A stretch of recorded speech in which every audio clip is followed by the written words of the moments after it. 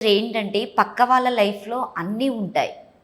కానీ ఇంకా నాకు లేవు అని చెప్పేసి ఫీల్ అవుతూనే ఉంటారు. సో, వాళ్ళకి మీరు ఎలాంటి సమాధానం యెస్. ఇస్తారు? ఈ రోజుల్లో ఏంటంటే, మనము దేనికి ఇంపార్టెన్స్ ఇస్తున్నాం అనే దానిపైన ఉంటుంది.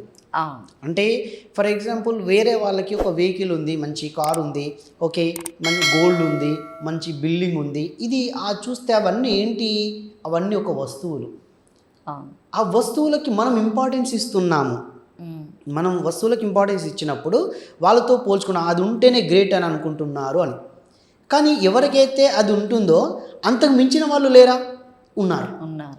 అంటే వీళ్ళని చూసే మనకు అనిపిస్తే వీళ్ళకి మించిన వాళ్ళు కూడా ఉన్నారు హ్మ్. కదా. మరి అప్పుడు ఇంకో ఆశ పుట్టాలి కదా.